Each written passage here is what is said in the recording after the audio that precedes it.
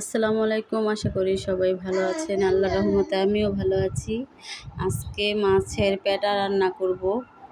বাজার থেকে নিয়ে এসেছি শখ করে। ওই মাছের পেটা কিভাবে রান্না করব সেটাই আপনাদের সাথে শেয়ার করব। এই একটা ব্লগ নিয়ে এসেছি। তো দেখুন আমি কিভাবে রান্না করি।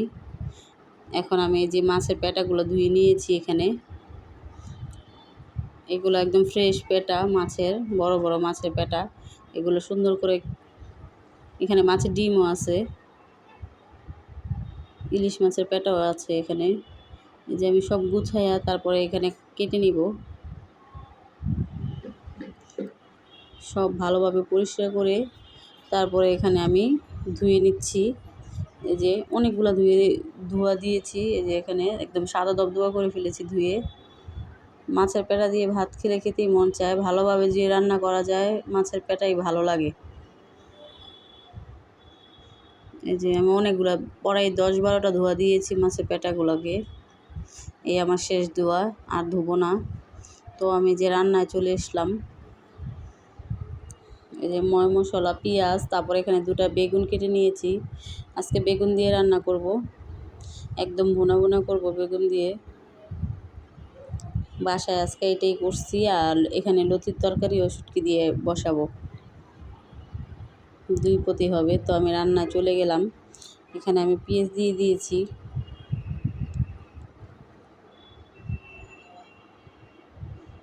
বেশি করে পেঁয়াজ দিয়েছি এখানে।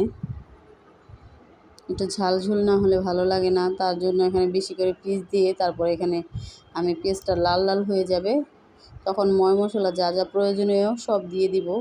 আর দেখুন কত সুন্দর লাগতেছে মাছের পেটাগুলো। আমার অনেক পছন্দ। তো আমার বাসায়ও অনেক সবাই পছন্দ করে এইভাবে করে পেটা রান্না করলে। দেখেন সাদা দবদবা করে ফেলেছি ধুতে ধুতে, একটাও কিছু নাই। তো বড় মাছের পেটা এগুলা খাওয়ার মতোই। যারা যারা এরকম মাছের পেটা খেতে পছন্দ করেন, একটা লাইক, কমেন্ট, শেয়ার, একটা সাবস্ক্রাইব করে পাশে থেকেন। তো যারা মাছের পেটা খেয়েছেন তারা তো জানেনই কত মজা। একবার খেলে বারবারই খেতে মন চায়। তো এখানে আমার ছেলে আবার দেখেন দুষ্টামি করতেছে। তো এখানে এসে পড়েছে। ও আবার কী জানি আমাকে বলতেছিল, ফ্যান ছাড়ার কথাই বোধহয় বলতেছিল।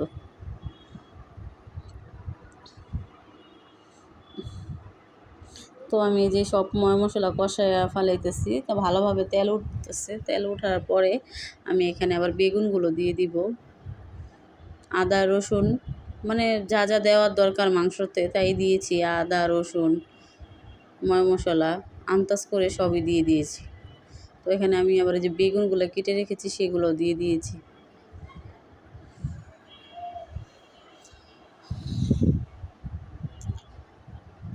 বেগুনগুলো ভালোভাবে কষাইয়ে তারপরে এখানে আমি মাছের পেটাগুলো ছেড়ে দিব।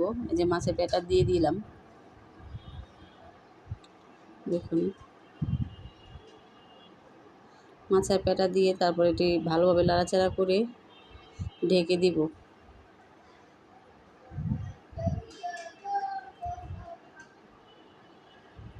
যারা যারা খাননি একবার ট্রাই করে বাসায় দেখবেন, অবশ্যই দেখবেন। অনেক অনেক মজা, না খেলে বুঝতে পারবেন না। এগুলো দিয়ে পেট ভরে ভাত খেয়ে ফেলা যায়। তো আমার মাছের পেটা এখানে আমি ঢেকে দিয়েছি। এর মধ্যেই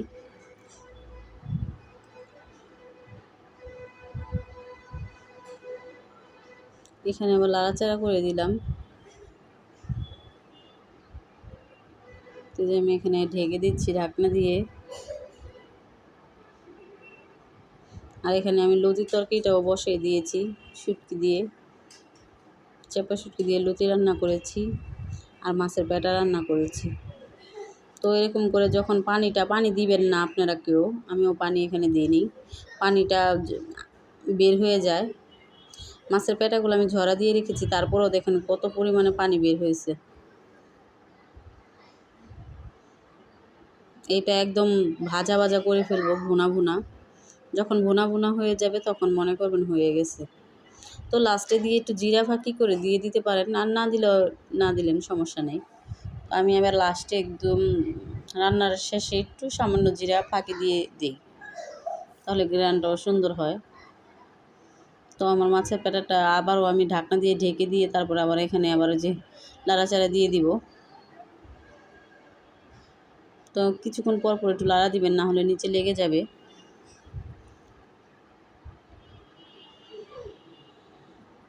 এখানে আপনারা কেউ পানি মিশাবেন না, পানি মিশালে জিনিসটার থেকে আরও বেশি পানি উঠে যাবে। যেই পানি আছে সেই পানি টেনে তারপরে এখানে তেল উঠে যাবে।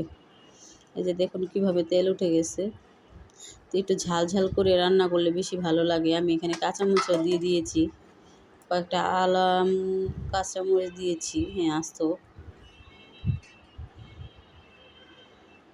প্রায় আমার রান্নাটা শেষ পর্যায়ে। তো আমার এখানে মাছের পেটাটা রান্না হয়ে গেছে। তো তরকারিটা কেমন হয়েছে সেটাই একটু লাইক কমেন্ট শেয়ার করে সাবস্ক্রাইব করে পাশে থাকেন। আল্লাহ হাফেজ, ভালো থাকেন, সুস্থ থাকেন।